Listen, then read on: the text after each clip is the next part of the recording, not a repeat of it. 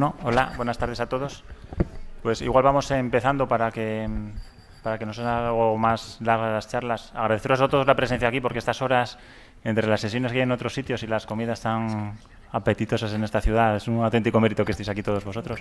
Entonces, sin más, empezamos con la sesión. Está aquí conmigo una cirujana, está una enemigo, pero bueno, parece que Encarnación, que está en el hospital en Sevilla.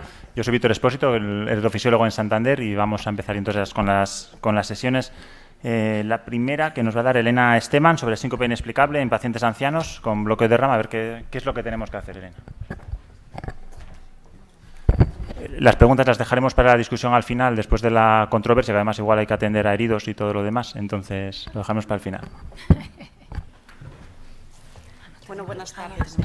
Primero agradecer a la organización su invitación y agradecerles a todos ustedes que hayan venido ahora aquí a la charla. Nuestro tema... No tengo conflicto de intereses. Nuestro tema es el del síncope en paciente anciano con bloqueo bifascicular. ¿Qué hacer? ¿Holter, marcapasos directo o estudio electrofisiológico? Vamos a presentar un caso de un paciente de 76 años, varón, con antecedente de hipertensión, exfumador y exbebedor moderado, que usaba tratamiento con enalapril para la hipertensión y que fue evaluado en nuestra consulta 3 años antes por dolor torácico no típico, y entonces ya tenía un electrocardiograma con bloqueo de rama derecha, hemibloqueo anterior y PR largo. El estudio del dolor torácico no mostró alteraciones con un ecocardiograma normal y una prueba de esfuerzo sin datos de isquemia, y el paciente pues, fue dado de alta a su área con plan de volver en caso de que tuviera recurrencia de síntomas en la evolución. Vuelve ahora remitido nuevamente a la consulta porque ha tenido 3 episodios de caída en las semanas, meses previos. El paciente no notaba pródromo, se encontraba en el suelo, la verdad es que tampoco le daba mucho caso al asunto, una recuperación inmediata, y salvo que en el último episodio había tenido un leve traumatismo craneoencefálico y decidió consultar, y su médico de cabecera lo mandó a la consulta de cardiología. El estudio que hicimos pues tenía una radiografía prácticamente normal, una elongación aórtica, tiene una fractura de clavícula, pero le preguntamos si no había tenido relación con mareo. El ecocardiograma no mostraba alteraciones, una función contráctil del ventrículo izquierdo conservada y no tenía valvulopatías. El Holter de 24 horas no mostraba arritmias. Bueno, pues este es centrado el tema. Un paciente con un bloqueo de rama, con un bloqueo bifascicular, en este caso también con PR largo, que acude por caídas que parecen ser síncopes y que además tienen pinta de síncopes cardíacos, y tenemos que decidir qué es la siguiente cosa que vamos a hacer con nuestro paciente. Le ponemos directamente un marcapasos con la esperanza de que no se caiga más, un holter insertable para monitorizar durante el siguiente episodio, o hacemos un estudio electrofisiológico. Cuando vemos a un paciente con síncope y bloqueo de rama, sospechamos que la causa del síncope ha sido un bloqueo AV transitorio. Esto tiene mucha lógica porque aunque los pacientes asintomáticos, pocas veces los pacientes con bloqueo de rama evolucionan a bloqueo completo, en el caso de pacientes sintomáticos esta evolución a bloqueo completo es mucho más alta, con una incidencia en diferentes series de hasta el 11%. Cuando el paciente tiene bloqueo de rama y acude por síncope, es lógico sospechar que a lo mejor la causa ha sido un bloqueo AV transitorio. Pero no siempre es así, porque la mitad de los pacientes que vienen por un síncope y tienen bloqueo bifascicular, la causa de su síncope no es bloqueo auriculoventricular. En este estudio en el que analizaban el mecanismo de síncope, encontraron que pacientes de este grupo del que estamos hablando diagnosticaron síncope cardíaco en 25 pacientes, el 45%. De ellos, 20 por bloqueo auriculoventricular, pero casi igual proporción tenían síncope neuromediado. No se llegó al diagnóstico en 8 pacientes. Entonces, menos de la mitad de los pacientes con bloqueo bifascicular y síncope tienen un diagnóstico final de bloqueo AV. Un porcentaje similar tendrán diagnóstico de síncope reflejo.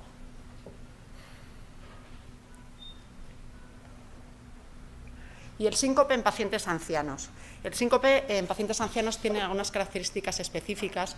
Es un manejo más complejo, la incidencia es alta en este grupo, pero el diagnóstico diferencial es difícil. Es imprecisa la anamnesis porque a veces pues tienen amnesia o no la tienen, pero no son capaces de decirte si se cayó porque se tropezó o se había mareado. Resulta muchas veces difícil saber cuál ha sido, a veces no hay testigos y a veces pues no lo recuerdan. Además, la morbilidad secundaria al síncope es muy alta porque son pacientes que muchas veces tienen patología asociada, tienen fragilidad, están polimedicados, de manera que en la población anciana el síncope es más frecuente y es más grave. Existe una vulnerabilidad al síncope en los adultos que se incrementa con la edad. Y esto es por cambios evolutivos, porque existen cambios en el sistema cardiovascular, existen cambios en el sistema nervioso autónomo, existe mal manejo de los fluidos, de manera que a veces los pacientes ancianos tienen un síncope de causa múltiple. Y es porque en un paciente se juntan de forma simultánea varios factores predisponentes. Además, y cuanto más mayores sean peor, muchas veces la evolución después de un síncope con caída y traumatismo a veces es mala y a veces es fatal. Y luego, en otro orden de cosas, los pacientes que tienen síncope recurrente pues necesitan más atención, con la consiguiente pérdida de independencia que tienen, que es muy mala también. Entonces, el conjunto hace que el paciente con síncope, el paciente anciano con síncope, es un paciente complicado porque es complejo y tenemos que hacer una evaluación muy detallada y, si es posible, multidisciplinar. El estudio electrofisiológico positivo identifica un grupo de pacientes de mayor riesgo de desarrollar bloqueo auriculoventricular. El estudio electrofisiológico positivo en estos términos, con un HV por encima de 70 o con registro de bloqueo AV de segundo o tercer grado durante la estimulación auricular o tras fármacos. Este resultado positivo tiene un valor predictivo del 80% para bloqueo AV. Lo que no tiene esta prueba, que por otro lado es una prueba muy útil porque permite diagnosticar y permite evitar el retraso del diagnóstico, lo que no tiene es buena sensibilidad. De manera que en los registros que se han hecho en pacientes que se les ha puesto un Holter subcutáneo después de un estudio electrofisiológico negativo, se registra arritmia en el 41% de los pacientes, de los cuales el 70% es por bloqueo auriculoventricular. O sea que cuando hacemos un estudio electrofisiológico positivo, pues estamos muy tranquilos porque es razonable que hemos llegado al diagnóstico, podemos dirigir de forma específica el tratamiento, pero cuando el estudio electrofisiológico es negativo no podemos descartar que la causa haya sido un bloqueo auriculoventricular.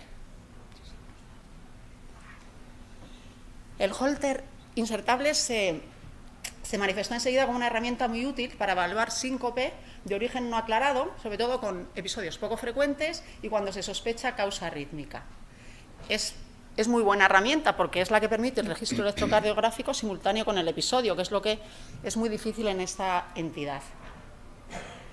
En este estudio comparaban la capacidad diagnóstica del Holter subcutáneo con respecto a un estudio diagnóstico convencional y encuentran que el diagnóstico se hizo en el 55% de los pacientes con Holter insertable, comparado con un 19% en los que se le pudo hacer el diagnóstico etiológico en el grupo de estudio convencional. ¿Sabéis si esto tiene puntero? No sabemos, ¿verdad? No funciona. Ahí. Pues a lo que he dado no está bien. Ha vuelto, ¿no? Vale.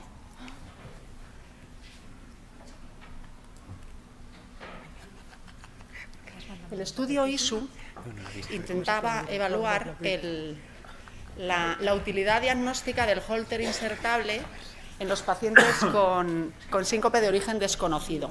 Había 4 grupos predefinidos y el grupo 3 correspondía a nuestro grupo de estudio. Eran pacientes con síncope y bloqueo de rama. Con un seguimiento de 3 a 15 meses, objetivaron recurrencia en 22 pacientes, el 42%, documentando el evento en 19 pacientes, de los cuales en 17 se debía a una asistolia prolongada, fundamentalmente bloqueo auriculoventricular. Concluyen que pacientes con bloqueo de rama y estudio electrofisiológico negativo, la mayor parte de las recurrencias sincopales son debidas a asistolias prolongadas, fundamentalmente por bloqueo auriculoventricular. Destacan también que la mitad de los pacientes permanecen libres de eventos sincopales en este registro. Y concluyen que la estrategia de estudio guiada por el Holter implantable parece razonable, reservando el implante de marcapaso al momento en que se haya documentado la bradicardia responsable.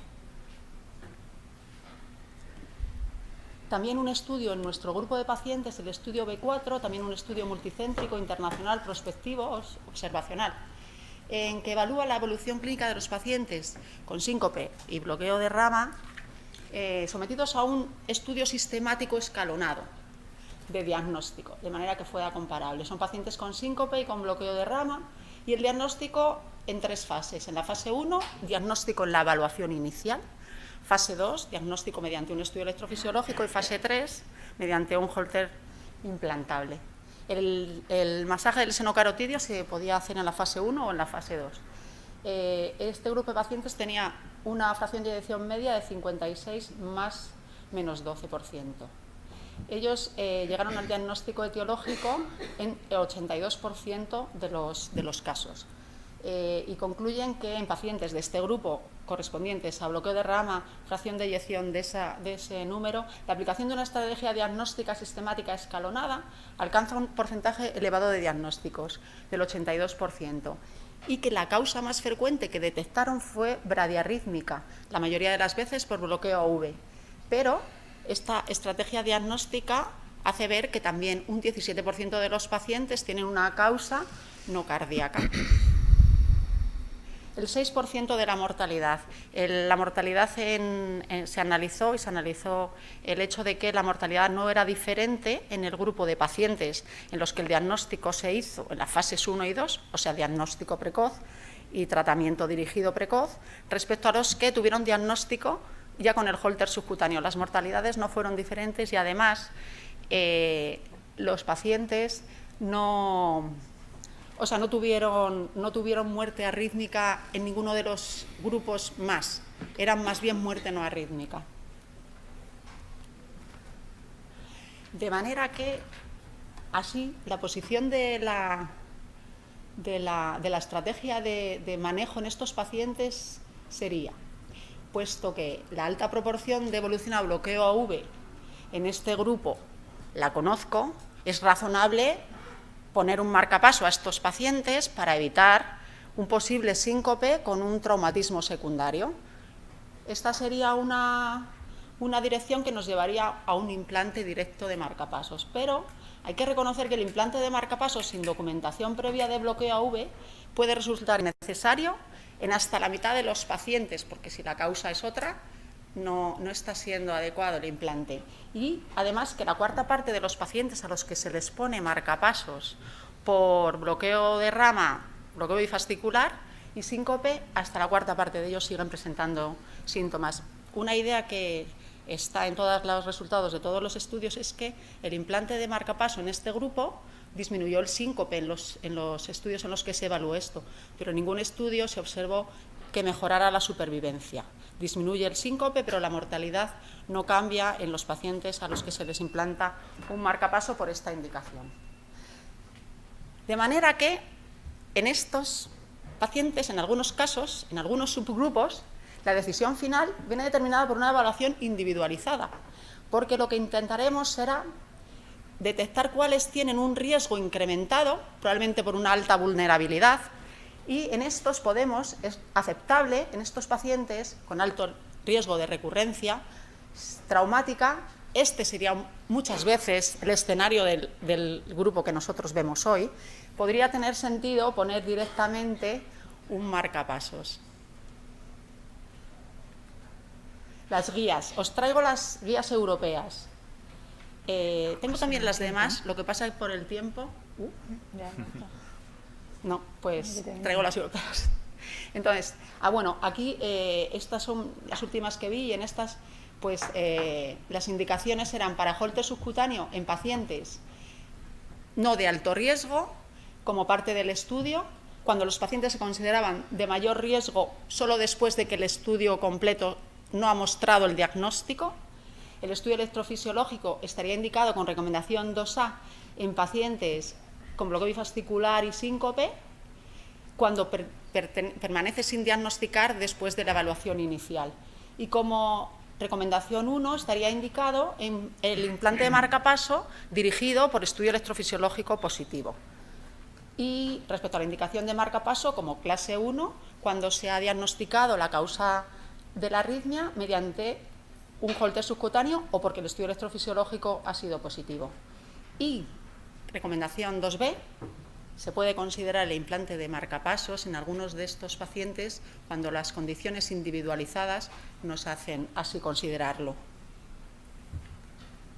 En las guías estas del 2018 respecto al 2009, que si no. Los cambios así más destacados que se han hecho es que el marcapaso guiado por estudio electrofisiológico, que era indicación 2A, pasó a ser indicación 1, y la implantación empírica de marcapasos, que era indicación 2A, pasó a ser indicación 2B. En el algoritmo de indicación de marcapaso, nuestro grupo de pacientes tienen indicación como recomendación 1, con estudio electrofisiológico o Holter positivos, o como clase 2B, los pacientes con el estudio inicial no diagnóstico. Y el paciente que nosotros tuvimos en consulta, que os contaba al principio, nosotros le ingresamos para hacer un estudio electrofisiológico. Nuestro plan normalmente es hacemos un estudio y en el mismo ingreso yo ya lo que les comento es que dependiendo de los hallazgos le voy a poner un Holter subcutáneo o un marcapasos. En el estudio electrofisiológico objetivamos ya que el HV estaba por encima de los valores de 70 y además durante estimulación se detectó bloqueo infragisiano y además durante estimulación auricular a unas frecuencias de 105 o 110 latidos por minuto, que se ve aquí. Vemos que existe bloqueo V21, bloqueo infragisiano, echo de menos el puntero, pero da igual. Y con este diagnóstico de alteración de la función His-Purkinje por bloqueo infragisiano durante estimulación auricular, programamos a continuación el implante de marcapasos definitivo. Muchas gracias.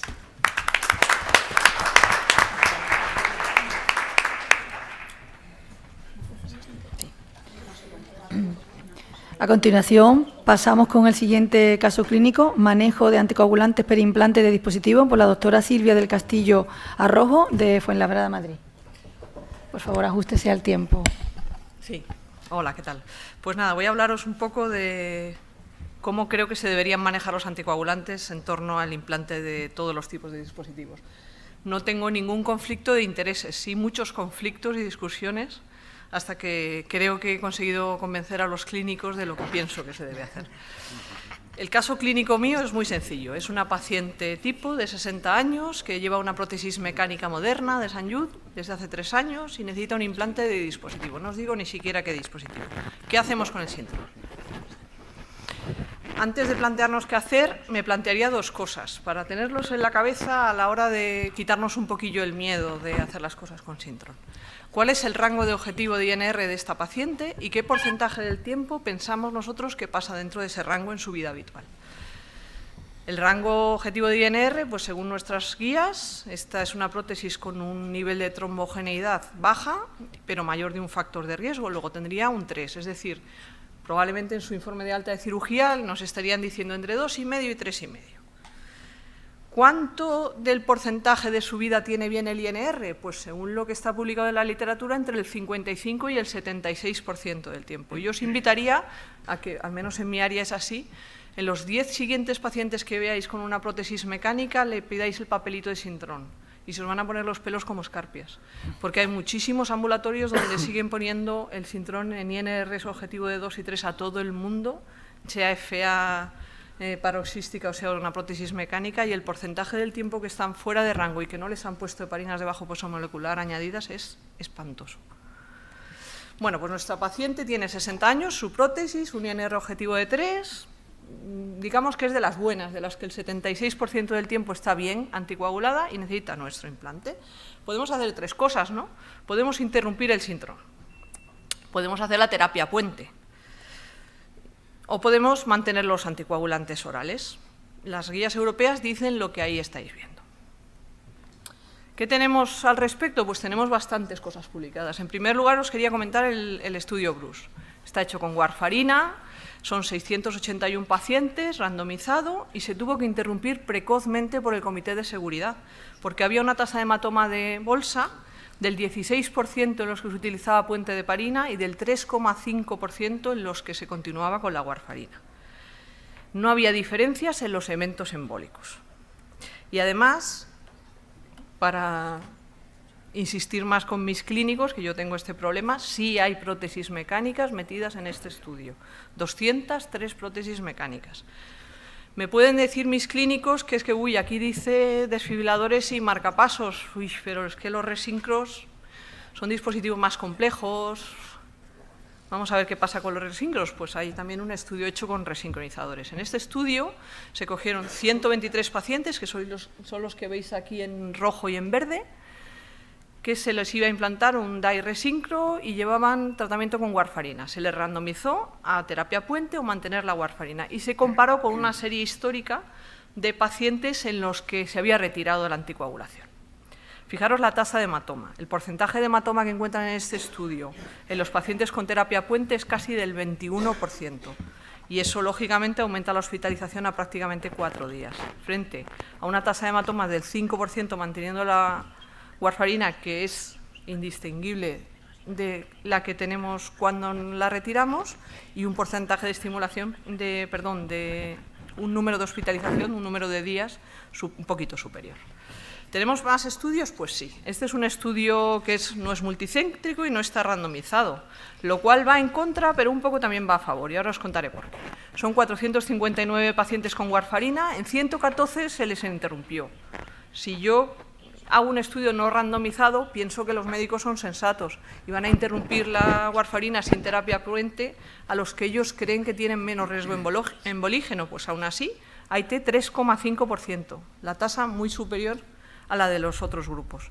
Terapia puente, 123 pacientes, 5,7% de hematomas, muy superior a la de los otros grupos y mayor estancia hospitalaria.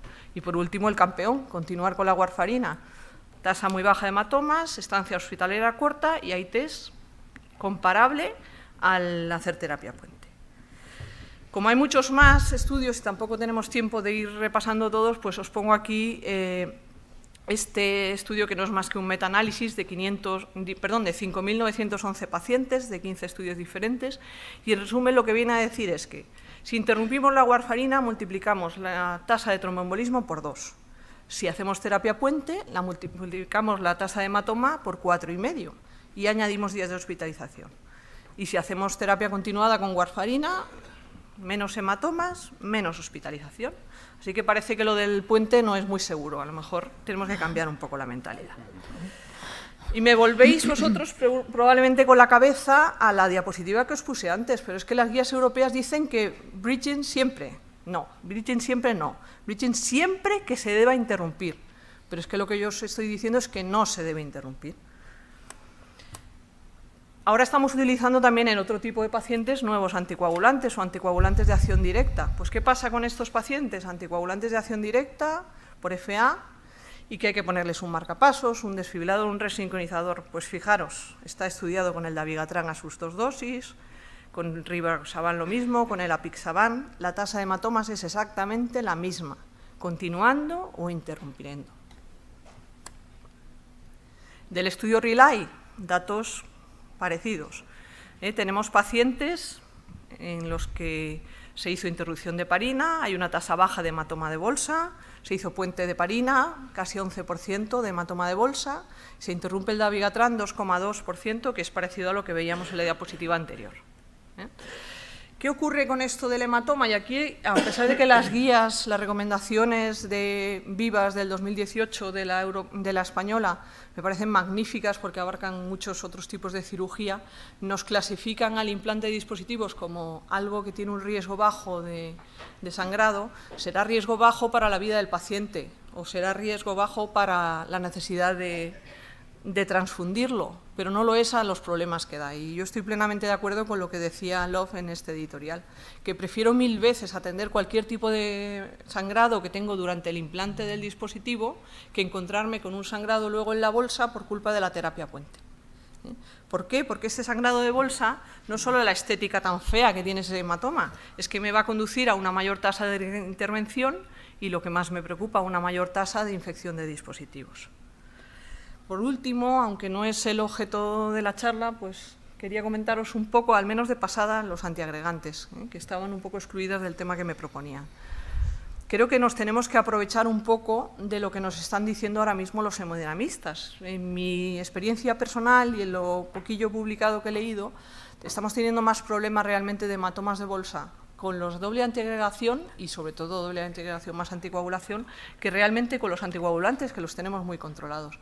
Entonces vamos a aprovecharnos de lo que los mismos hemodinamistas nos dicen. Nos están diciendo que el año entero de doble antiagregación obligada ya no es tan obligado, que se puede plantear interrumpirla antes, que se puede plantear ciertos pacientes de alto riesgo hemorrágico.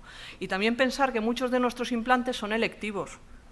Entonces no hace falta a lo mejor poner el desfibrilador en el paciente que ha tenido un infarto, pues a lo mejor justo cuando cumple la indicación, igual lo podemos retrasar un poquito y no encontrarnos con su doble o triple terapia. Es decir, ¿qué es el manejo más seguro que yo pienso en los anticoagulantes per implante? En el Synthron, un INR mantenido entre 2,5 o 3. Las guías dicen 3, por eso es lo opuesto. Mi opinión personal es 2,5. Yo creo que hemos pasado de que quitábamos el Synthron a que ahora vamos a hacerlo con 3. Si hasta una prótesis mitral mecánica nos es aceptable que tenga un INR de 2,5, sabemos que ese paciente vive en su vida normal al menos un 25% del tiempo mal anticoagulado, tampoco vamos a ser más papistas que el Papa, lo podemos hacer con 2,5 y no hace falta ir más bien hacia 3.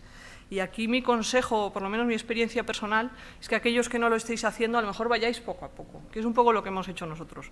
Es decir, venga, pues hace años era a partir de 2, 2,2, 2,5, y eso también sirve para convencer a tus clínicos. Si yo le digo que, pues por lo menos con el último de ellos con el que he luchado, no me pongas cosas, yo te dejo que me la dejes a la señora anticoagulada con INR 2,5, ¿qué más me vas a pedir, no? Nuevos anticoagulantes, probablemente mantenerlos. Aquí sí que he de confesar que nosotros, en la mayor parte de los casos, los estamos suspendiendo. Creo que probablemente nos vayamos atreviendo más. Realmente la relación no es tan clara como en el hecho de no retirar la warfarina o si retirarla y poner heparinas. Pero los estamos retirando porque, lógicamente, los pacientes que están con nuevos anticoagulantes no tienen ese riesgo de embolia tan importante como los otros. Entonces, pues igual nos pesan un poquito más el riesgo de sangrado, aunque los estudios nos dicen que es el mismo. Y por último, recordaros otra vez lo que os estaba diciendo, que por favor con los antiagregantes, que es lo que nos están dando ahora problemas, pues igual nos tengamos que plantear que podemos aprovecharnos de esas tablas y suspenderlo un poquito antes, o en lo posible retrasar nuestro implante de dispositivo hasta el momento en que no estemos en las peores condiciones posibles, doble antiagregación más anticoagulación, por ejemplo. Así que, como resumen de todo esto, que por favor dejemos los puentes para las vacaciones. Muchas gracias.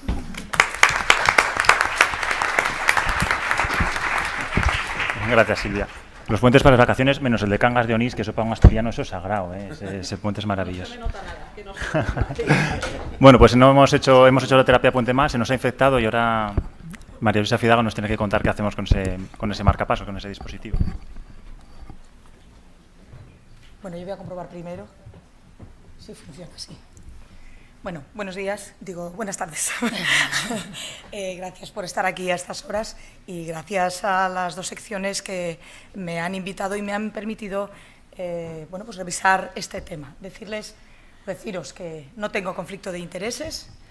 Lo que sí tengo que decir es que las odio. No puedo soportar las infecciones. No me gustan nada, de verdad.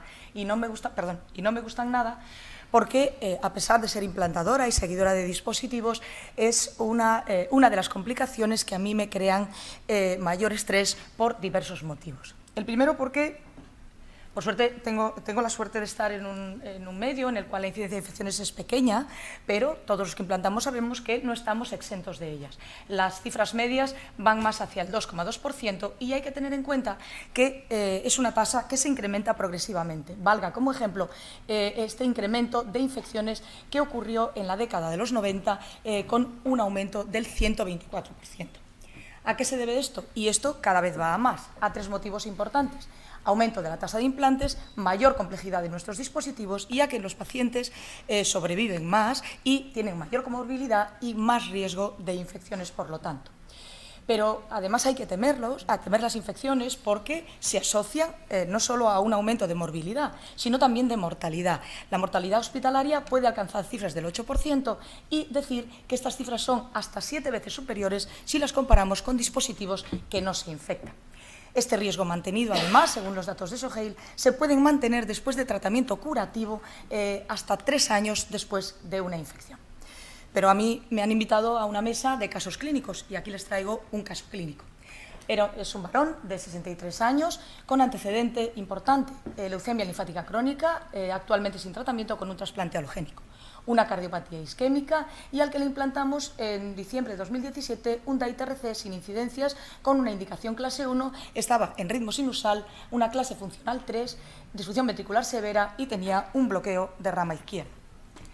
Esta es la radiografía. Y esto es el registro electrocardiográfico después de la resincronización, como ven, con un QRS significativamente estrecho después de tener un bloqueo de rama izquierdo típico. Bien, el paciente mejora funcionalmente, sin cambios en su fracción de eyección y el último seguimiento presencial es en mayo del 2018, pasa a seguimiento remoto. El paciente viene en diciembre de 2018 en el contexto de una alerta, una programación para actualización de ciberseguridad del dispositivo. El paciente no nos había avisado y esto es lo que nos encontramos. Bien, todos estamos de acuerdo en que el diagnóstico es infección del dispositivo. En ese momento empezamos a pensar si solo es de la bolsa, ¿qué hago ahora? ¿Le pongo ya los antibióticos? ¿Lo explanto? ¿Cuándo lo explanto? ¿Cuándo lo implanto? ¿Qué le conviene más al paciente? Y yo lo que voy a tratar, y creo que lo voy a conseguir, es resumir todas estas dudas que se plantean el día de la consulta en las preguntas que se me hacen. ¿Cuándo y cómo explantar y cuándo reimplantar? Bien, decir que los datos que hay en la literatura, las publicaciones, se recogen en consensos de expertos, en algunas guías clínicas, también algunos registros, pero decir que la mayoría de la información es retrospectiva, algunos registros prospectivos, casos de un solo hospital y, desde luego, estudios randomizados ninguno. La mayoría de las recomendaciones son recomendaciones de expertos. Bien, pues con estos mimbres vamos a tratar de responder a las preguntas. La pregunta de cuándo explantar la he dividido en 3 partes: a quién, por qué y realmente cuándo, es decir, en qué momento. Y con respecto a quién, decir que es muy importante primero definir qué tipo de infección tenemos. Según el consenso de expertos vigente de Kusumoto en el año 2017, hay todas estas posibilidades. Pero Padfield, en 2015, yo creo que resume muy bien cuáles son las posibilidades o los tipos de infección. Infección solo de la bolsa, infección de la bolsa y el electrodo, o infección del electrodo o endocarditis o bacteriemias en un paciente con un dispositivo. No se me ha olvidado, hay aquí una cuarta opción, pero me parece importante hacer hincapié en que lo que se llama como absceso puntiforme o relacionado con un punto es un proceso que no es infeccioso como tal, que puede evolucionar a una infección y que la mayoría, que ocurre dentro de los 30 primeros días del implante, y que la mayoría de las recomendaciones son ni siquiera dar tratamiento antibiótico, sino observar evolución. Es decir, así pues, no vamos a considerarlo como una infección. Bien, ¿a quién? Todas las guías están de acuerdo, en este caso el consenso de expertos, en que todo sistema implantado, sea generador y o electrodo, implantado e infectado, hay que explantar. Bien, la segunda pregunta es ¿por qué? Bien, ya lo hemos comentado, he comentado inicialmente que la infección de un dispositivo se asocia con un aumento significativo de mortalidad, que puede llegar a ser 5 veces superior si no se explanta, si se compara con el explante. Además, cuanto más nos retrasemos en ese explante, más mortalidad va a tener el paciente. Además, la curación se obtiene en el caso de que se haga un explante completo y con una terapia antibiótica optimizada, vamos a obtener una curación hasta en el 97% de los casos. Eso sí, con un riesgo de recurrencia que puede alcanzar cifras del 7%, incluso algunas, como veremos, del 11%, sobre todo si dejamos algún fragmento. ¿En qué momento? El resumen es tan pronto como sea posible. Por supuesto, hay que individualizar la urgencia clínica. Si tenemos a un paciente con una sepsis, no tenemos que esperar ni 3 días ni nada. Lo que hay que hacer es explantar el sistema. Las recomendaciones en los pacientes estables, depende de lo que consultemos, se oscila entre 3 y 2 semanas. Sobre todo, digamos, lo que hay que tener presente es que, ya pensando en el explante, si el diagnóstico es claro, debemos realizar unas pruebas complementarias importantes, sobre todo con respecto a que nos van a orientar a la técnica del explante. Hay que hacer hemocultivos con unas recomendaciones concretas siempre, aunque sea solo de la bolsa o una erosión, que es otro tipo de infección. Hay que realizar un eco transesofágico siempre que no veamos una endocarditis en un transtorácico. Quiero decir, porque el rendimiento de diagnóstico cuando el eco transtorácico es negativo no es útil, es decir, habría que hacer un transesofágico. En el caso de que el diagnóstico de infección no esté claro, que no es el caso que nos ocupa, no se debe hacer nunca, bueno, nunca no es un término adecuado, sino está contraindicado, aunque luego cada uno en un paciente concreto puede decidir lo que quiera, pero es una indicación clase 3 en las guías, una punción de la bolsa, disponiendo de otras pruebas alternativas para establecer un diagnóstico sin necesidad de, si no estaba infectado, infectarlo porque hacemos una punción. Bien, entonces, para explantar, ¿cuándo? El resumen es que siempre que haya un diagnóstico cierto de infección del dispositivo, sea generador y o electrodo, el tratamiento de elección es el explante del sistema completo. Sin embargo, se sorprenderán cuando les diga que entre un 3 y un 35% de los pacientes o no son aptos para explante porque tienen una mortalidad muy elevada o rehúsan. Solo en estos casos deberíamos hacer lo que llamamos como un tratamiento paliativo, pero según los datos publicados, les recuerdo que son entre un 3 y un 35%. Bien, pasamos al cómo. El cómo se divide en dos partes, qué técnica y luego unas circunstancias especiales, o mejor, en qué condiciones. La técnica, lo ideal sería, en principio, el abordaje percutáneo, tiene menor morbilidad si se compara con el abordaje quirúrgico, en alguna ocasión hay que hacerlo combinado, y que no está exento de complicaciones, bien mayores, como puede ser la muerte o la rotura cardíaca, o menores que pueden alcanzar cifras de hasta un 6%. Las complicaciones son más frecuentes dependiendo de determinadas características. La primera de ellas sería el tiempo del electrodo, el tiempo de implante del electrodo. Cuanto más tiempo implantado lleve, más riesgo de complicación, si es bibovina porque hay más adherencia, si es fijación pasiva, la experiencia del operador, etcétera, etcétera, etcétera.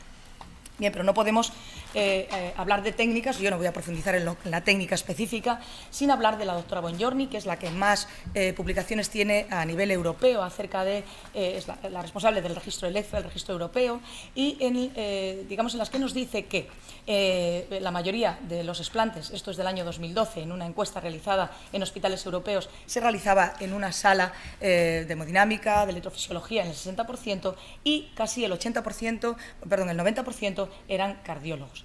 Con respecto a los resultados del registro, decir que se incluyen pacientes infectados y no, que los pacientes que tienen infección tienen más riesgo de complicación que los electrodos no infectados, que el éxito clínico puede alcanzar cifras del 97%, complicaciones mayores alrededor de un 2% y una mortalidad de un 0,5%.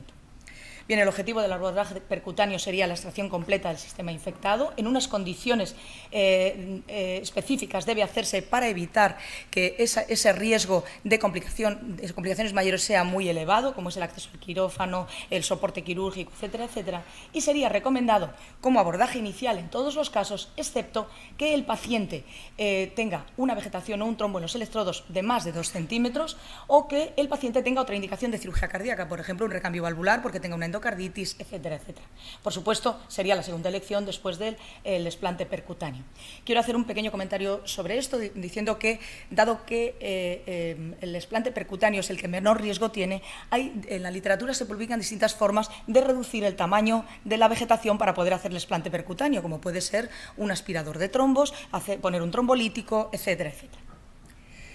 Bien, y he dicho que dos preguntas. La segunda era ¿en qué condiciones? Recordemos, ya lo hemos visto, que hay que explantar, pero que no es suficiente, que hay que poner un tratamiento antibiótico durante un tiempo determinado, que no hay estudios acerca del tiempo que debe estar el tratamiento antibiótico randomizados y que, con respecto a cuándo sería, igual que el explante, tan pronto como sea posible, por supuesto, realizando hemocultivos previamente a ese explante. ¿Cuál es el tratamiento antibiótico? Se recomienda empíricamente la vancomicina y después según un antibiograma, porque la mayoría, por lo menos en mi hospital, aproximadamente el 70%, según datos de la unidad de infecciosos de los estafilococos epidérmidis, que son los más frecuentes de mi hospital, como digo, entre el 70 y el 80% son meticilín resistentes. Y el tiempo estimado pues contabiliza desde que se ha explantado o desde que se ha iniciado el tratamiento específico o desde que el hemocultivo se ha negativizado. Y la segunda condición sería en los pacientes que son realmente dependientes de estimulación. ¿Qué hacemos con estos pacientes, ¿no? Esto para evitar luego en el reimplante. Bueno, pues hay que tener en cuenta, primero, definir qué es dependiente de marcapasos. Es decir, sería un paciente que no puede estar 2 o 3 o 4 o 5 días con un ritmo de escape sin tener complicaciones. Es decir, que sea por debajo o alrededor de 30 o 40 latidos por minuto. Si está estable clínicamente, no sería dependiente. Bien, tenemos alternativas varias. La primera de ellas es sopesar el riesgo-beneficio del implante definitivo contralateral en el momento del explante. La moderadora de la mesa es una de las personas que más experiencia tiene acerca de este tipo de técnicas. También otras opciones hablan mucho de la estimulación semipermanente. Este es un caso de nuestro servicio, que la paciente tenía una endocarditis y utilizó un electrodo de fijación activa de los fijos, pero con un generador externo, hasta que se corrigió la endocarditis y se pudo implantar correctamente. O la estimulación epicárdica o estimulación temporal convencional, que da muchos problemas. Bien, ya casi estamos terminando.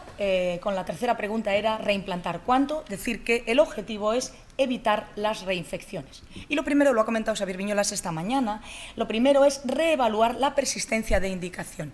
De los datos publicados, decir que entre un 30 y un 50% de los pacientes portadores de un dispositivo que se ha infectado no requieren un nuevo implante, bien porque el paciente no lo desea, pero sobre todo porque la indicación en el momento del reimplante, ya no estaría vigente, por cambios clínicos, porque ha recuperado el ritmo, no tiene el bloqueo AV, ha mejorado su función ventricular, siempre y cuando no tenga un TRC, etcétera, etcétera. Un 50%, hablamos de un 50%.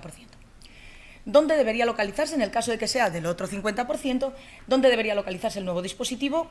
Pues en un lugar distinto del explantado.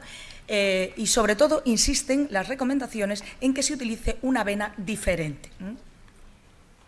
Pero realmente la respuesta más importante es cuál es el momento cuál es el tiempo óptimo que se debe esperar para que no haya una recurrencia de esa infección. Bien, decir que no hay estudios prospectivos. Hay retrospectivos, hay un registro, que es el registro MEDIC también, y decir que en el año 2007, Soheil, que es uno de los que hacen referencia a todas las guías que les he presentado antes, es un estudio retrospectivo de 189 pacientes que obtienen una curación a los 6 meses del 96%, teniendo en cuenta que retrasan el implante 13 días si tiene bacteriemia y si no la tiene 7 días. Quiero hacer hincapié también en una cosa, y es que 6 meses de seguimiento para decir que el paciente está curado son muy pocos, hablando de infecciones, porque aproximadamente el 60% de las infecciones aparecen dentro del primer año de un implante, pero el 40% restante aparece a partir de 1 año e incluso a partir de 2 años un 24%, de manera que este tiempo de seguimiento sería muy pequeño. Hay otro estudio retrospectivo al que hacen referencia la mayoría de las guías, también, que es este de 15 pacientes dependientes de marcapasos, y en un seguimiento ya de 3 años se encuentran que no ha habido reinfecciones. Son 15 pacientes y son retrospectivos. Y luego el registro MEDIC, recientemente publicado, 2017, encuentra que con una mediana de reimplante de 10 días, en un seguimiento a 6 meses, hay un 2% de recurrencia de infección, y siempre y cuando no haya ningún fragmento de los que estaba infectado. Si el explante es incompleto, un 11% de los pacientes se reinfectarían. La conclusión es que la reinfección parece independiente del tiempo de implante, pero ese reimplante, fíjese, la mediana de 10 días. Estas conclusiones son muy similares a las del grupo de Sevilla al que hacía referencia previamente. Bien, ¿qué nos dicen las guías? Bueno, pues las guías lo que hacen es recomendaciones de expertos, es decir, no se mojan mucho. Dice que si el paciente tiene una bacteriemia, con que se negativice el hemocultivo y esté 72 horas negativizado después del implante y del hemocultivo de referencia, se puede implantar, pero estas guías de Sandoe, que yo creo que son realmente las más completas, pues nos hablan de que se puede valorar el reimplante entre 7 y 10 días. A modo de conclusión, todos ellos están de acuerdo que hay que individualizar. También están de acuerdo que si hay una infección activa, local o sistémica, es decir, que se le deja un drenaje, que está echando pus, que no se ha cicatrizado, etcétera, etcétera, hay que posponer el reimplante, pero que hay que individualizar en los pacientes marcapasos dependientes, hay que valorar riesgo-beneficio de poner un marcapasos temporal o implantarlo en el mismo momento. Bien, y ya para concluir, la respuesta a las preguntas que se me habían planteado, es decir, ¿cuándo explantar? En un paciente con un marcapasos o un desfibrilador infectado debe explantarse el sistema completo, tan pronto como sea posible, tras haber completado el diagnóstico. Da igual que sea del generador, del electrodo, cuando hay una infección hay que explantarlo todo. Cómo explantar también hay que individualizar en función de las pruebas complementarias diagnósticas y, salvo excepciones, la técnica de elección es la percutánea asociada a una antibioterapia específica. Cuando reimplantar, es obligado reevaluar la indicación del implante, consensuarlo con el paciente y si precisa reimplante, se colocará un dispositivo nuevo, es decir, no vale el que hemos explantado y ponerlo a esterilizar. Estoy viendo a la doctora Sanchotillo que sonríe y digo, lo dicen específicamente las guías, luego hay gente que hace estas cosas. Y con la infección local o sistémica resuelta e individualizando riesgo-beneficio. Pero yo creo que lo más importante, estarán de acuerdo conmigo, les he dicho que me horrorizan las infecciones, que lo más importante es prevenirlas. Pero yo tenía un caso, no he terminado todavía. Bueno, nuestro paciente tenía todas las pruebas complementarias negativas, es decir, no era dependiente de estimulación. Con el diagnóstico de infección de la bolsa del generador se realizó el explante en 48 horas después del ingreso. Se explantó percutáneo y completo, se inició tratamiento con vancomicina y, al confirmar que el cultivo era positivo para estafilococo epidermidis meticilin resistente en la bolsa, en el generador y en el electrodo, nosotros nos coordinamos con la unidad de infecciosas y con los clínicos de la planta. Se decidió antibioterapia específica 10 días y un implante contralateral tras la curación de la bolsa. Y, mientras tanto, pues lo que hicimos fue hacer una venografía. Recuerdan que era un paciente con una leucemia linfática crónica, ¿verdad? Que se le había hecho un trasplante. Perdón, yo juro que el vídeo se veía porque lo he comprobado esta mañana. A ver. Ahora. Pero como ya han visto las letras, pues la subclavia estaba ocluida. De manera que el implante contralateral no era factible, había tenido un catéter central, no un reservorio, sino un catéter, por eso no tenía cicatriz.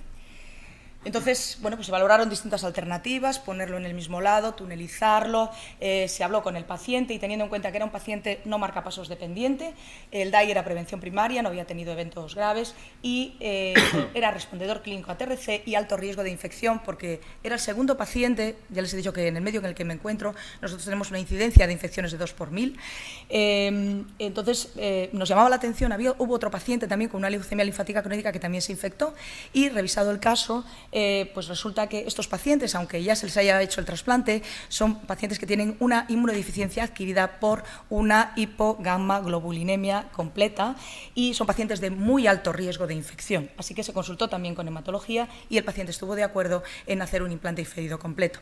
Posiblemente en la próxima semana o la siguiente hagamos el implante, porque infecciosas, bueno, se quedaron ellos pendientes de definir el momento más apropiado. Y esto es todo. Muchas gracias.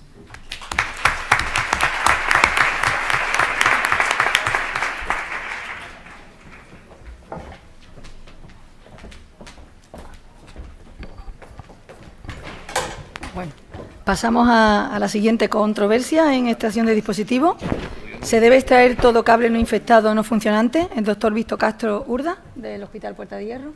Buenas tardes a todos. Agradecer al Comité Científico la invitación, a la audiencia, por supuesto, y decir que es un honor y un placer, Jerónimo, pues compartir esta controversia con alguien que es buen amigo mío. Entonces, bueno, en estas últimas semanas habréis recibido una encuesta que yo os mandé a través de la sección que os preguntaba un poquito qué opinabais de la controversia. Entonces me contestaron 28 centros, de los cuales el 75% eran explantadores y el 25% no.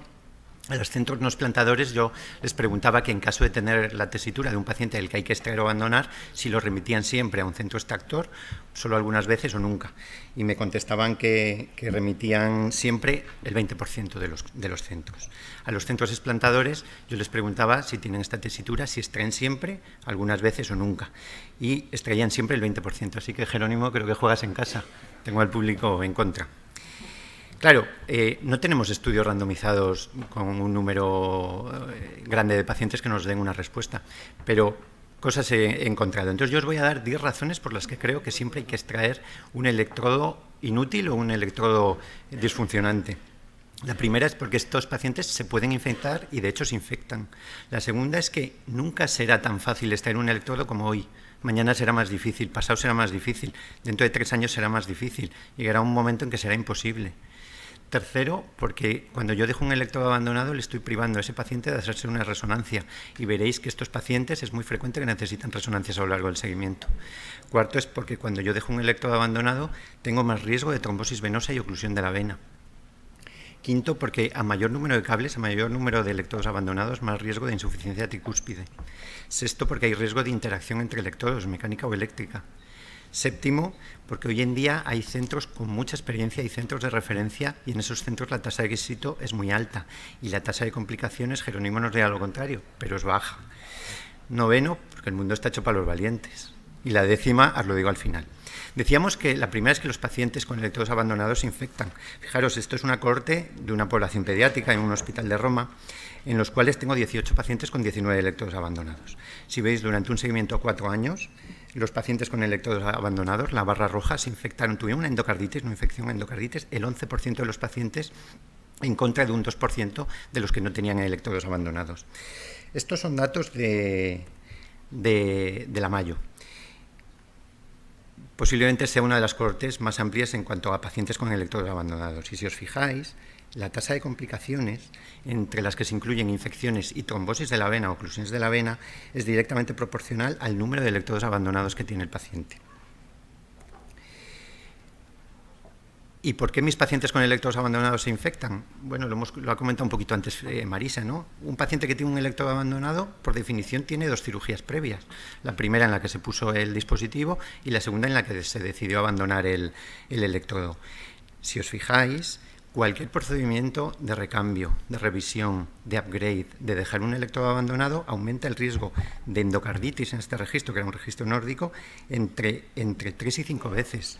Y en un metaanálisis en el que se incluyen más de 180.000 pacientes, fijaros que cualquier procedimiento donde dejas un electrodo abandonado aumenta el riesgo de infección en 2 veces. Y alguno de los estudios incluidos en este metaanálisis hablaba de 10 veces más riesgo de infección en estos pacientes. Estos pacientes no solo se infectan, sino que si tengo una infección en un paciente con electrodo abandonado, tengo un verdadero problema. Estos son datos de la Cleveland Clinic. Muchos pacientes, más de 1.300, entre los cuales el 23% tenían electrodos abandonados. Claro, el paciente con electrodos abandonados, tengo más electrodos que extraer. La edad del electrodo, que decía Marisa, el electrodo más antiguo de pacientes con electrodos abandonados es mucho mayor que los que no tienen electrodos abandonados. Los procedimientos son mucho más complejos, fijaros, duran más tiempo de fluoroscopia, más necesidad de herramientas especializadas, más necesidad del empleo de la ruta femoral. Y además no solo son más complejos, son menos eficaces, obviamente. Fijaros, la barra roja son los pacientes con electrodos abandonados. Mucho más riesgo de no tener éxito en la hora de la extracción y mucho más riesgo de dejar material residual. Y además no son solo menos exitosos, tienen más complicaciones, 3 veces más riesgo de complicación mayor, incluyendo muerte, y 2 veces más riesgo de cualquier complicación. Y si estamos hablando de infecciones, y lo ha dicho Marisa, no podemos dejar material residual, porque cuando dejas material residual, mucho más riesgo de mortalidad en el posoperatorio inmediato o a corto plazo. Los pacientes con electrodos abandonados se queda mucho menos veces material residual. Decíamos que lo segundo es que nunca será más fácil extraer el electrodo que hoy. Esto es un registro bastante numeroso en Estados Unidos, en los que dice que el riesgo de extracción fallida o incompleta se multiplica por 2 por cada 3 años de vida que tiene el electrodo.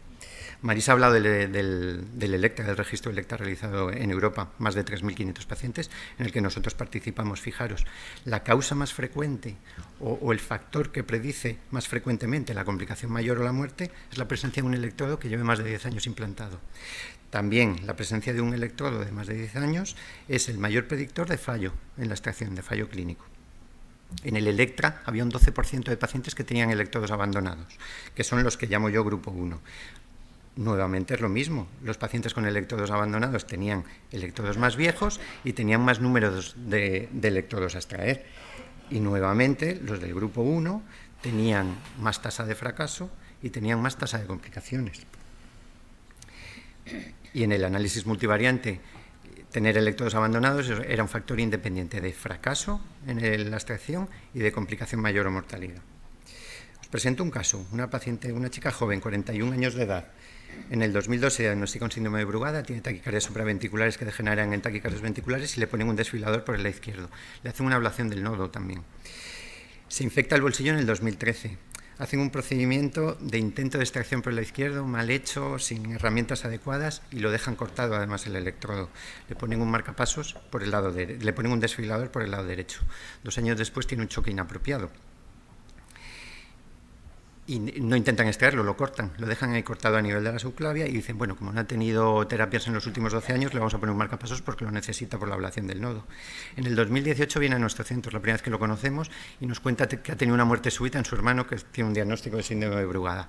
Le hicimos un estudio electrofisiológico y no queríamos, pero se indujo.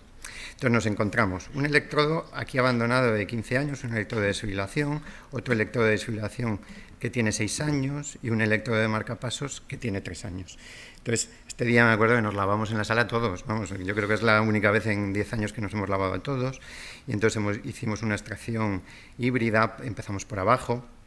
Primero fuimos a por el electrodo más antiguo, que lo pudimos cazar por la ruta femoral, por arriba cazamos el electrodo de marcapasos, y el que nos dio más problemas fue el electrodo desfibrilador más nuevo, que tuvimos que poner una vaina agilis, y con la flexión que nos daba la vaina agilis pues lo pudimos coger. A la vez, como la paciente no tenía ritmo, uno tenía que estar por la femoral ahí con el electrodo temporal, porque cada vez que se movía la paciente perdía ritmo. Pero bueno, lo conseguimos, pero quiero decir, muy difícil, mucha gente, procedimiento muy complejo.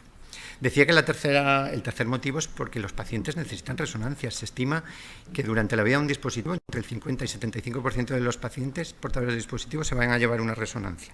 Esto es un estudio realizado en Italia que se parece mucho a uno que hacemos en España que se llama el Resonance, en los cuales se les siguió a los pacientes durante un año, y en ese año el 7% de los pacientes requirieron una resonancia. Si eso os lo lleváis a los 8 o 10 años que dura un dispositivo, pues ahí tenéis el 50-75%. Y me decís, hombre, hoy en día podemos hacer resonancias a sistemas no compatibles y hay muchos registros. Aquí hoy os traigo el MagnaSafe, que posiblemente es el registro más grande, pero fijaros, en todos o en casi todos, tener un electrodo abandonado era un criterio de exclusión, y el consenso americano de resonancia y dispositivos me dice que es recomendable hacer una resonancia en un paciente con un sistema no compatible, pero ojo, si no tiene electrodos abandonados. Entonces, yo que sé que a Jerónimo sus pacientes le adoran, le quieren, le paran por el pasillo, le ven autógrafos, le regalan jamones en Navidad, todos, menos los que no se pueden hacer resonancia, porque les deja un electrodo abandonado. Decíamos que a más electrodos abandonados, más riesgo de trombosis venosa.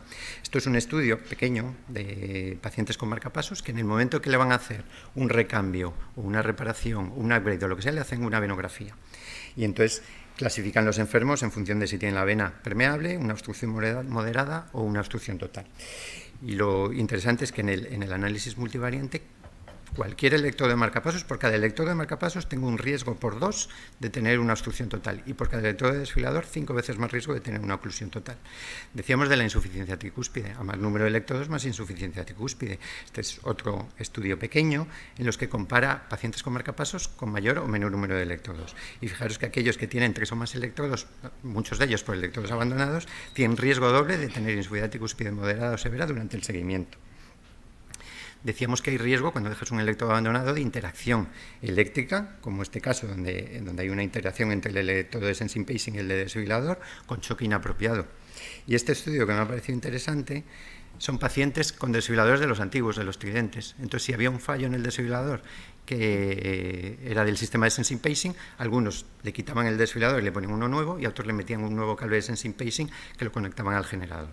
Entonces, si veis con el seguimiento, los que tienen un nuevo cable de sensing pacing tienen más tasa de choque inapropiado, muchos por sobresensado, que aquellos que habían quitado el desfibrilador y le habían puesto uno nuevo.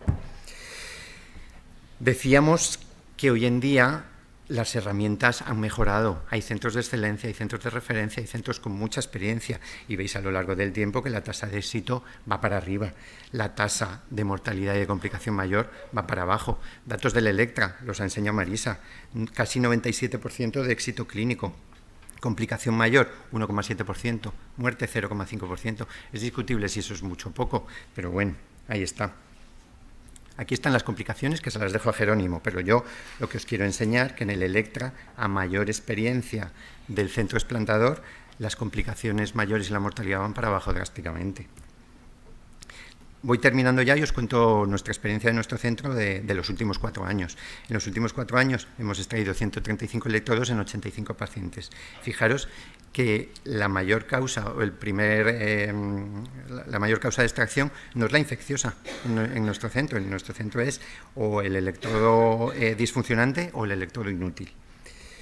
Si ya nos centramos en los electrodos no infectados, hemos extraído 60 electrodos en 48 pacientes.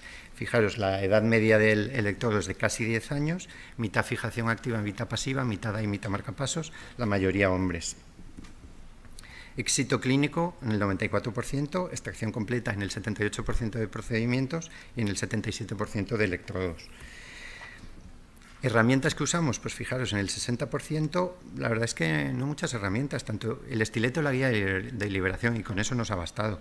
En el resto, sabéis que somos un centro bastante activo en la ruta femoral. Solo vaina por arriba, 11,7%, solo vía femoral, 5%, y ambos, en casi 1 de cada 4 pacientes, 23%. Complicaciones, queda un poco feo decirlo, complicaciones mayores, pero cuando no son infecciosos, los azulitos, la verdad es que 0. En caso de pacientes con infecciones, sí. Posiblemente en los infectados corremos más riesgo. En el electrodo disfuncionante, tú lo intentas, y llega un momento en que ves que el riesgo es excesivo, paras.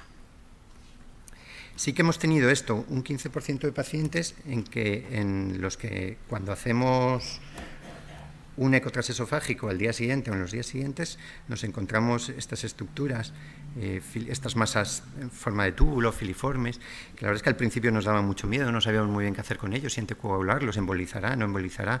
El grupo de Natale tiene un estudio en los que hablan que esto es de causa infecciosa y que además afecta al pronóstico y que ellos nunca lo han visto en electrodos disfuncionantes. La verdad es que nosotros lo hemos mirado y lo encontramos en igual frecuencia cuando son pacientes infectados o no infectados y no nos afecta al pronóstico. Hemos esperado hacer wait and see y en la mayoría de pacientes que hemos repetido el eco transesofágico la verdad es que van desapareciendo. Decía que la novena es porque el mundo es para los valientes y la décima es que almacenar cosas inútiles y acumularlas en una habitación es que no es una opción, es una enfermedad que está recogida en la DSM-5 que se llama síndrome de Diógenes. Así que tenemos que decidir, opción A, opción B. La opción A es la fácil, la opción cómoda. No hago nada y posiblemente le dejo el marrón a un compañero, a mí mismo dentro de 5 años, que tendré que extraerlo de forma más difícil y de forma menos eficaz. O la opción B, que es resolver el problema pues, de forma elegante, exquisita. Así que, nada, muchísimas gracias.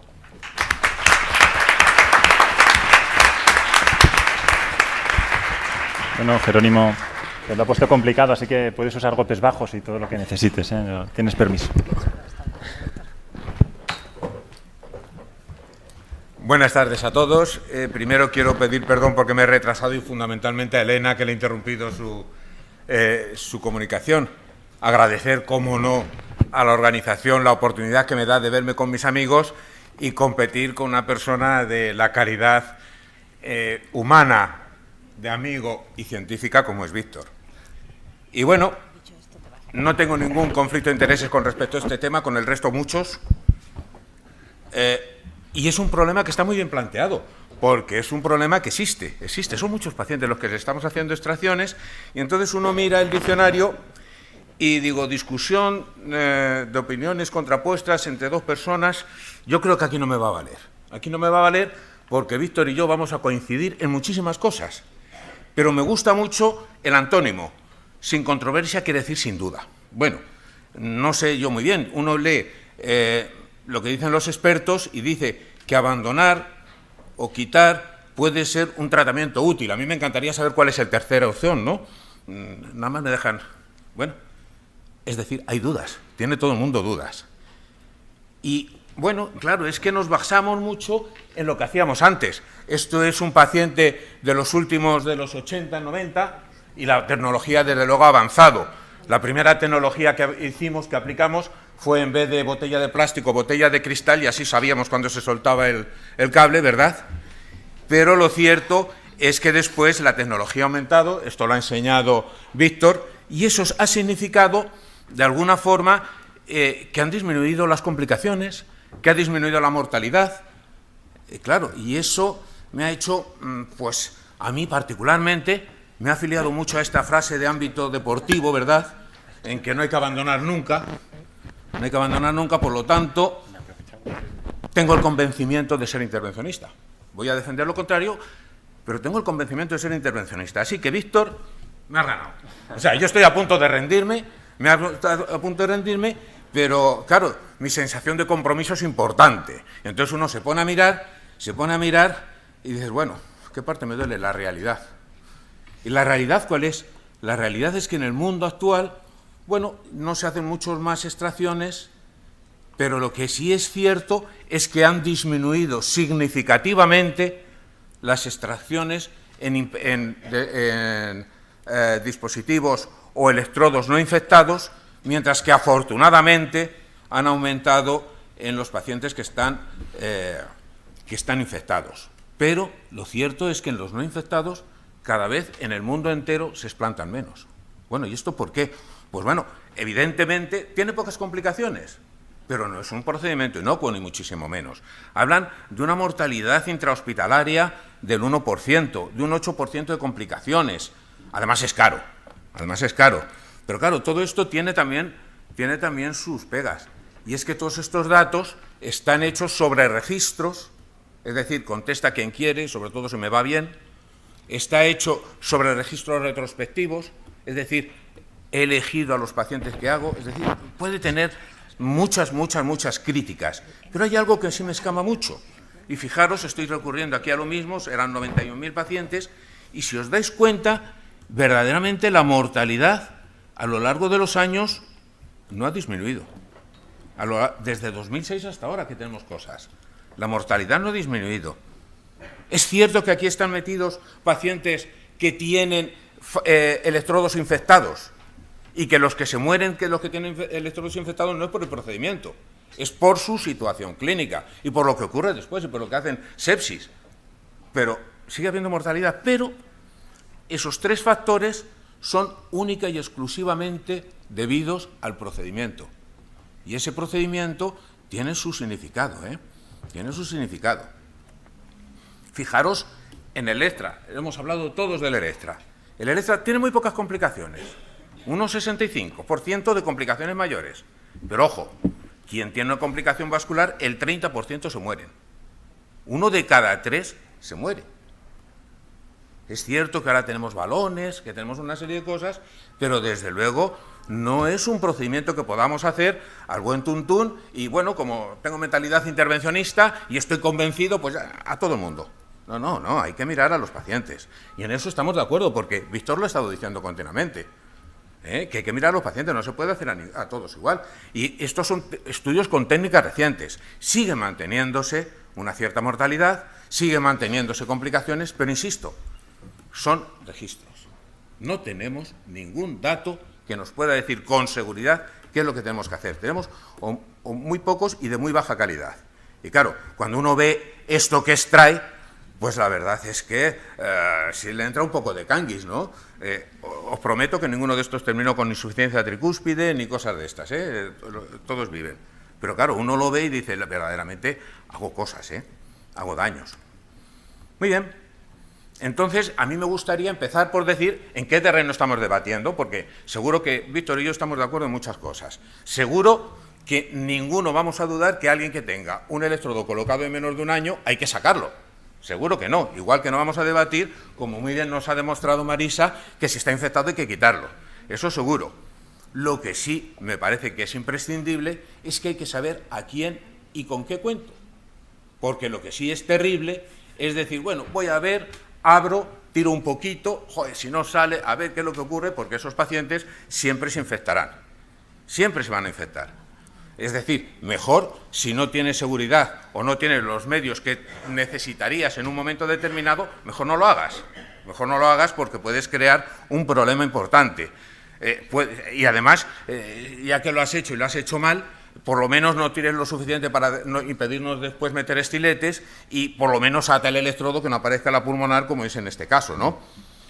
Y seguro que Víctor a este paciente no los hubiese dejado abandonado. Claro, es un paciente que tuvo una trombosis no muy sintomática y a alguien muy lúcido se le ocurrió colocar un stent en la subclavia.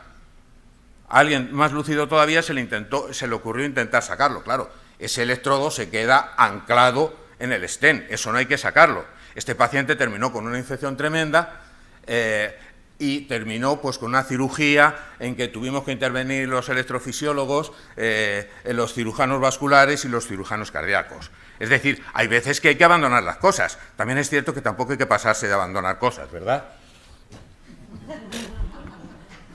Bueno, como ocurría en este paciente, nos ponemos a contar un electrodo de marcapasos antiguo, 2 desfibriladores, 2 aurículas, un electrodo epicárdico, un electrodo en el seno coronario. Bueno, verdaderamente esto es una chatarrería.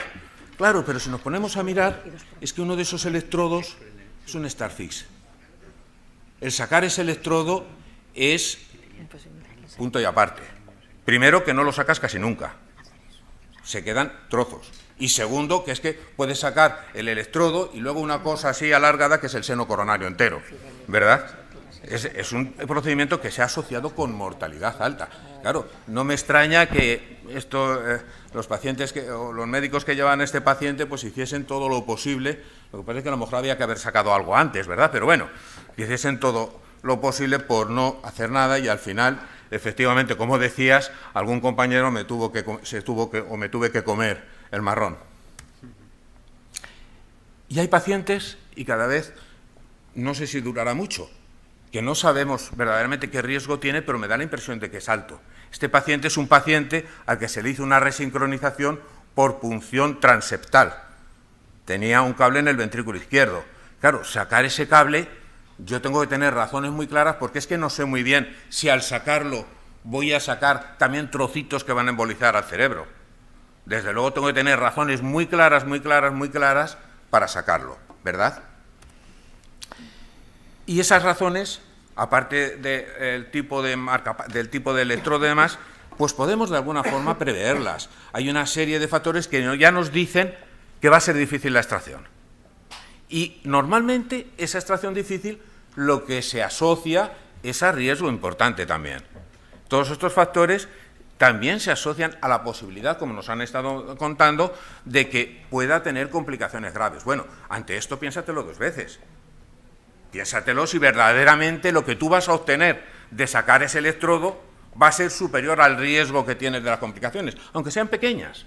Estoy de acuerdo, pero frente a una complicación del 0%, la posibilidad de un 0,5% de tener una lesión vascular que se asocia a un 30% de mortalidad me parece infinita.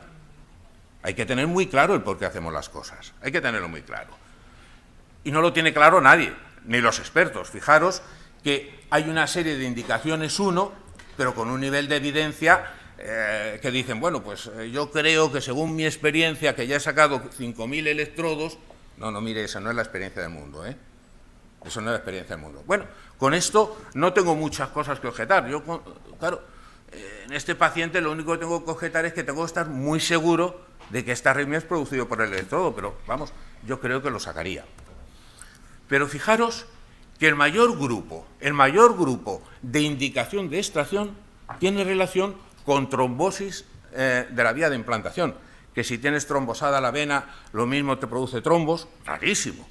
Que lo mismo te produce embolismo pulmonar, puede ser, pero muy raro, muy raro. Que si quiero tener una vena permeable, bueno, me parece bien, pero yo creo que hay alternativas para todo, en pacientes sobre todo en que ya cuando les estamos analizando, estamos diciendo, ojo, que este se puede complicar. Y uno de los principales factores de riesgo de que se puede complicar es que tenga problemas vasculares en el sitio de implantación, que tenga obstrucciones o que tenga estenosis de las subclavias. Fijaros este paciente, este es el único vídeo que tengo, espero que funcione y que no me líe yo además. Tiene ahí un bucle, ¿verdad?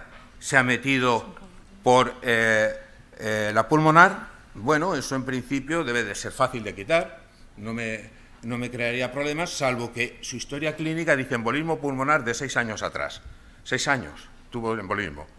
Vaya, ya esto me anima a quitarlo, pero 6 años que ha estado asintomático. Si a esto le unimos, ¿verdad? El vídeo como es mandado, bueno, el que ese ha producido una insuficiencia pulmonar severa, pero sobre todo una estenosis pulmonar Fijaros que este no es el pulmonar, más de 50 milímetros de mercurio de gradiente. Es decir, ese cable ha hecho fibrosis en el anillo, ha hecho fibrosis en la válvula. Tú sabes que si ese cable lo arrancas, la probabilidad de llevarte la válvula pulmonar junto con el cable es alta. Porque claro, esa estenosis es por algo. Esos 50 milímetros de mercurio es por algo. Y sabes además que el estilete no te va a llegar a la punta, que vas a tener que hacer procedimientos mixtos a ver cómo me las apaño. Pues claro, dices, y aparte de eso lleva 6 años anticoagulado, que no es una tontería, pero no ha vuelto a tener trombos. Oye, ¿voy o no voy? En este paciente en concreto lo hicimos poniéndonos de acuerdo con los hemodinamistas que decían, pero si aunque le arranque la válvula pulmonar le das de alta y ya se la ponemos nosotros percutánea dentro de unos 15 días. Bueno, pues era así, ¿vale? Vale. Y se lo sacamos. Y curiosamente no tuve ningún problema. Ni siquiera utilicé vainas. Curioso.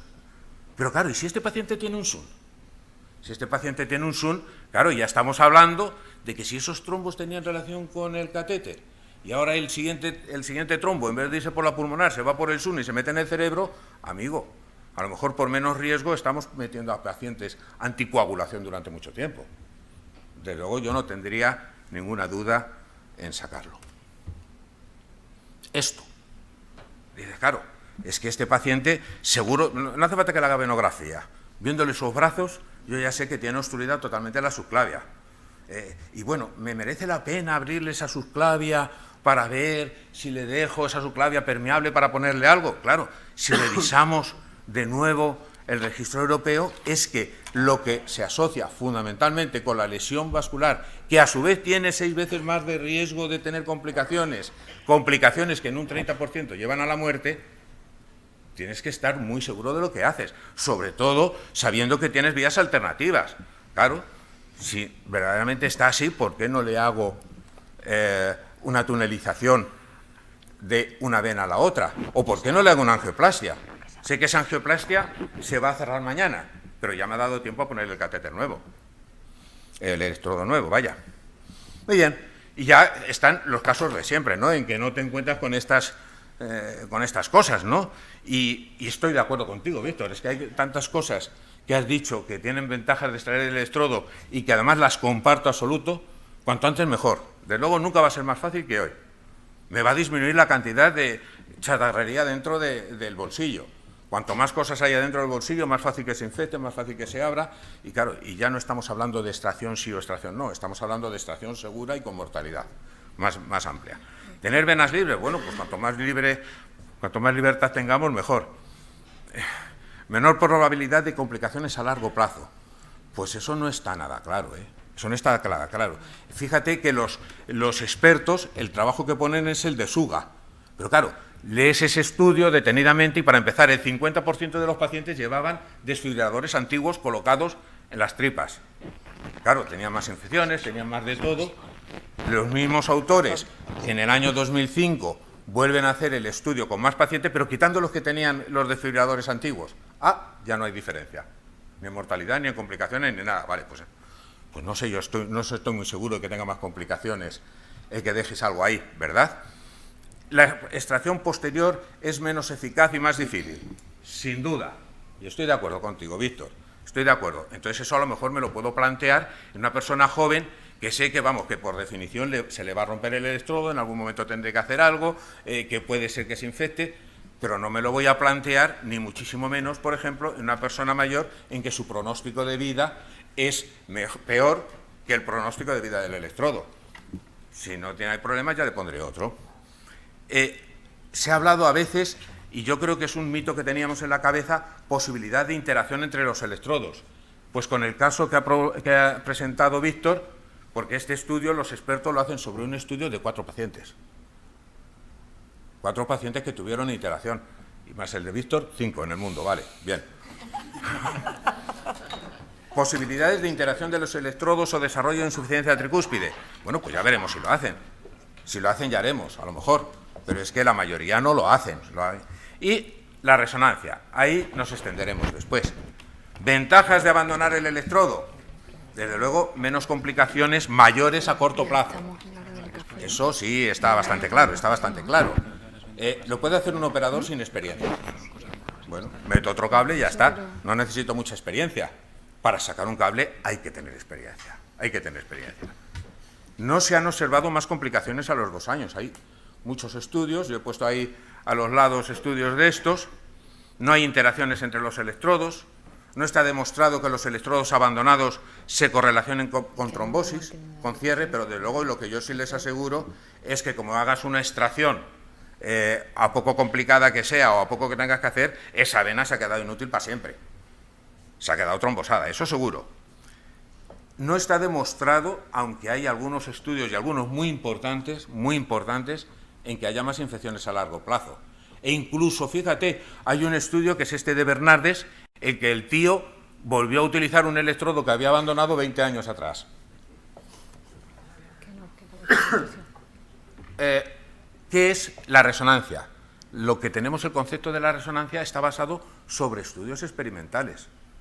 Desde luego hay multitud de literatura en que nos dice que tanto los electrodos abandonados, los electrodos disfuncionantes, los electrodos de todo tipo y los marcapasos, aunque no sean compatibles con resonancia, el riesgo es muy bajo. Otra cosa es que tenga que haber alguien allí experto que esté vigilando, porque a lo mejor hay que reprogramar, a lo mejor hay que hacer cosas, pero el riesgo es bajísimo. Eso a mí no me lo justifica hoy por hoy el someter a algo. Y ya hagamos algunos, iba a decir estudios, registros en que comparan directamente extraer con sacar. Pues sí, efectivamente, quieras que no, hay muy pocas complicaciones a corto plazo, pero hay más en el que extraes, y complicaciones mayores, incluida la mortalidad, efectivamente. Hay otros a largo plazo, porque claro, es que las complicaciones también existen a largo plazo en los pacientes que extraes. Probablemente porque a lo mejor en los que extraes estás más propenso, porque están más enfermos, porque están no sé qué, pero hay más mortalidad. Bueno, pues en estos estudios en que los comparan, apareando sobre todo por criterios de riesgo, no hay diferencias significativas. A los 5 años, igual, ¿son fiables? Pues no. Y lo tengo que reconocer. Ya termino, esta es la penúltima. Esta es la penúltima, creo. Hay que reconocerlo porque los pacientes están muy seleccionados. Mezclan infectados con no infectados. Cuando venía el paciente y no tenían experiencia, lo mandaban a un centro de experiencia. Ahora, eso sí, hoy un porcentaje alto en que lo sacan, los extraen y se quedan encantados con menos de 1 año de duración. Eso no es extracción, eso es retirada. En fin, lo cierto es que al final todo depende de la decisión del médico, del experto, de la persona que está viendo a su paciente. Y lo que es muy curioso es que lo que más cuenta es la edad.